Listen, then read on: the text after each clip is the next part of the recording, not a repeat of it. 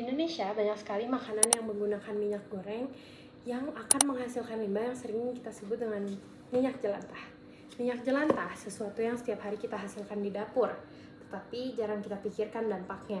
Banyak orang yang masih membuangnya di wastafel, di selokan, atau di sungai, seolah tidak terjadi apa-apa. Padahal 1 liter minyak jelantah itu bisa mencemari hingga 1000 liter air. Lapisan minyak yang mengapung di permukaan akan membuat oksigen sulit menembus air, membunuh organisme yang hidup di dalamnya, sehingga memperburuk kualitas lingkungan. Di berbagai daerah, masalah ini sudah menjadi nyata. Di Sungai Karangmumus, Samarinda, terjadi penurunan kualitas air yang signifikan. Akibatnya karena apa? Karena adanya tumpukan minyak dan sampah rumah tangga.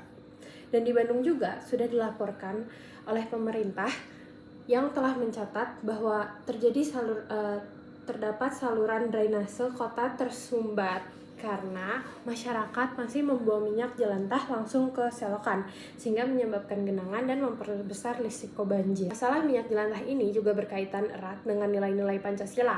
Ketika kita menjaga lingkungan, kita sedang menjalankan nilai kemanusiaan, yaitu sila kedua. Karena lingkungan yang bersih berarti kesehatan yang lebih baik juga bagi semua. Dan ketika kita bekerja sama melalui Bank Jelantah, edukasi, dan gotong royong, kita akan menerapkan sila ketiga, yaitu Persatuan Indonesia. Dari minyak jelantah, dampaknya itu bukan hanya pada lingkungan, tapi pada kesehatan kita. Minyak yang dipakai berulang kali akan menghasilkan radikal bebas, asam lemak, dan aldehid toksik yang akan merusak sel-sel di tubuh kita. Konsumsi minyak jelantah akan meningkatkan risiko penyakit jantung, hipertensi, obesitas, gangguan metabolik, hingga kerusakan hati.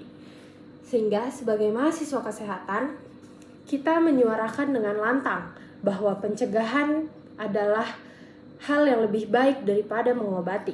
Dan salah satu bentuk pencegahan adalah memastikan lingkungan kita tetap bersih dan bebas dari limbah yang berbahaya.